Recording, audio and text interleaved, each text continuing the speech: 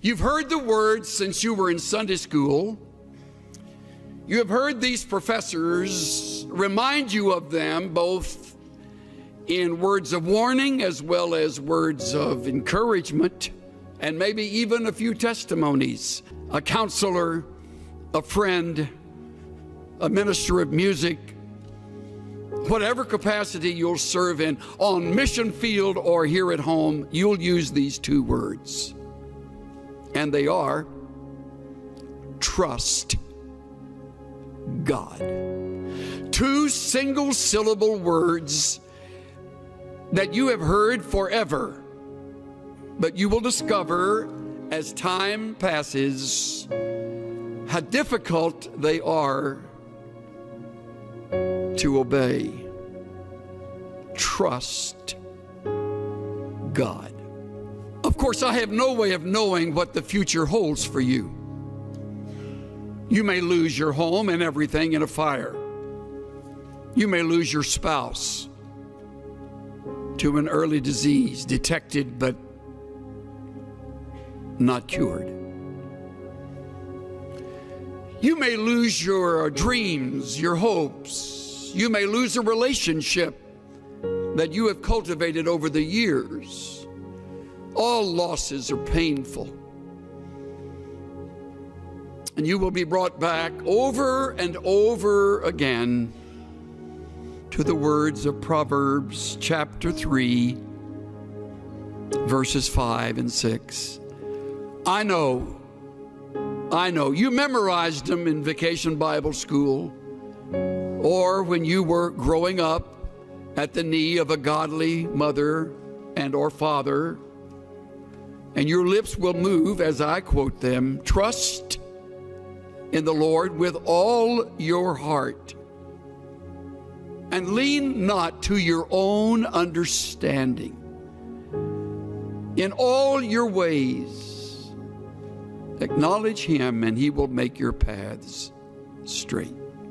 All your heart, all your ways, trust. Trust. Now, we have a problem with this because of several things. First of all, we are too blamed self-sufficient. We have learned how to get ourselves out of jams rather than acknowledging the jam has very well been either directed or permitted by our sovereign God to teach us.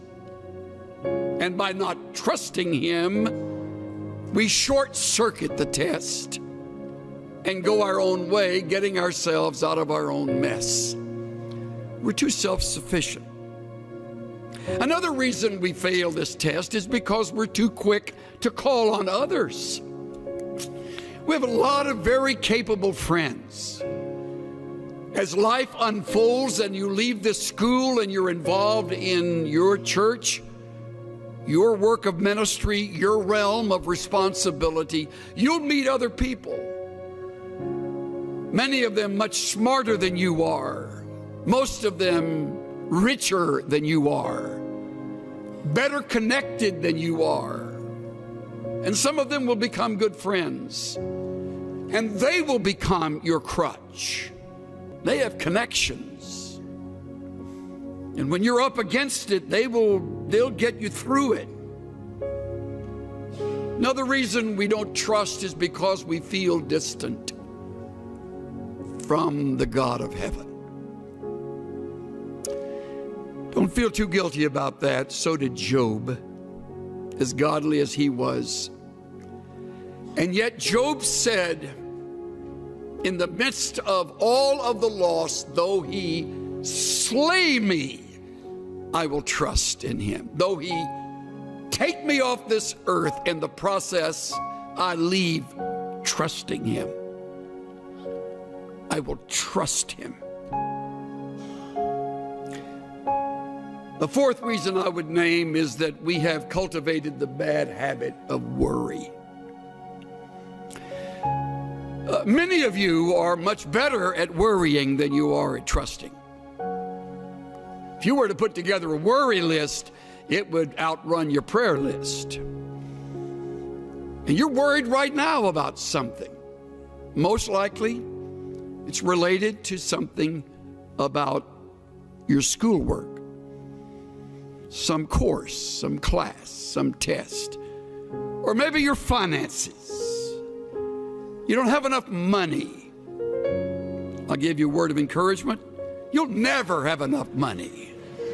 So you're worried now, you're getting good at it, so you can carry that with you when you graduate, because you won't have enough money then. So you're worried about that. And you do not trust God. See how practical it is? And if you think you're going to outgrow the problem, take it from this old guy today, you won't ever outgrow it. It's like lust. You never outgrow lust. You just learn to fake it. I remember attending a Navigator conference when Lawrence Sandy was president. We were at Glen Eyrie, and they had a returned missionary, I think an 87, 88-year-old gentleman who Lauren brought up to the platform, and he was a longtime navigator. And Lauren said, "Tell me, Dr. So-and-so, when did you conquer lust?" The old man said, "Well, Lauren, hasn't happened yet." You'll never conquer worry. It's part of the flesh. You want to, but the only way you will get through it so that you will learn from the test is to trust. To trust. To put the worry on hold, to set it aside, deliberately shoving it away and saying, "God, at this moment, I rest in you and you alone." If you're married, God, help my spouse and me to trust you, to lean on you, to wait on you, to listen to you, to endure the test with you. I put together a quick list of things that reveal how little we trust. When you choose to worry, you do not trust. When you try to fix what is impossible, you do not trust.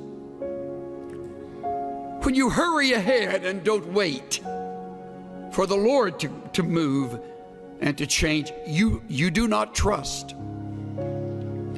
When you lie awake, twisting and turning at night, you do not trust. When you doubt biblical principles and promises that are right here in the book you love and study, you do not trust.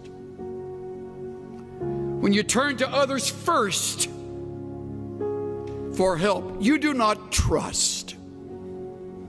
When you listen to human counsel and give a higher priority to that than the principles you have just learned, you do not trust. When you manipulate and maneuver situations, you do not trust. When you step in and take charge without praying and being led by the Spirit of God, you do not trust.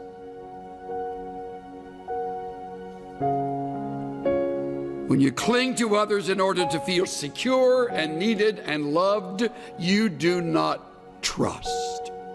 The list goes on and on. See how easy it is to live in the flesh, how easy it is to disobey. Trust in the Lord with all your heart. Wouldn't it be a great project over the Christmas season this year to think through ways that you can begin to trust God regardless? Hopefully it'll be a project that you and a good friend or you and your mate can enter together. What is it we do that keep us from trusting God? And how can we break that habit? and watch God break through in ways that we would never have expected. Cynthia and I have a longtime friend who was raised with 4 brothers in southwest Texas. They were raised on a very poor ranch. They eked out a living. One of the brothers wound up getting into Baylor, going on to UCLA Law School, and earning his degree in law, and has since become a very fine attorney in the Southern California area. We've been friends since the mid-1970s. One of his 4 brothers stayed at the ranch and developed it, cultivated it. The other brothers moved away, as did our friend. And the one who stayed, along with his wife, really turned the ranch into something much more successful. Grew crops that worked, got cattle, bred them, sold them. Little by little, kind of got on their feet and finally became pretty much financially stable. Then the fires of 2011 across Texas swept through their area, and they came to that ranch. By now they knew they would lose all the cattle.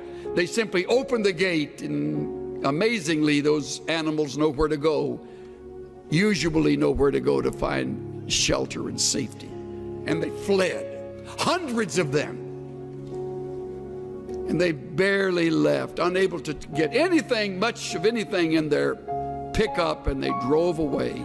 Came back a number of days later when allowed to enter this territory, and everything was melted. Everything.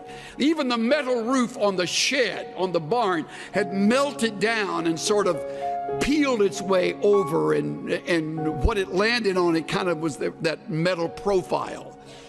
As everything is lost, all possessions, all pictures, thankfully no lives. Strangely, the cattle got back and were clustered around in a herd around an enormous oak tree, and they were able to get them back. Of course, the fence had burned, so that has to be rebuilt. And they said to one another, we realized at that moment our faith would either kick into action or we would move far away from the God we had loved and served. They chose the former. They determined they would rebuild. They're in the process right now. Living with a brother, putting house and home back together, having lost it all. And the Lord taught me through my shameful response, He'll win this battle. Trust Him. Trust me. Trust God. Just to rest upon His promises. Just to know, thus saith the Lord.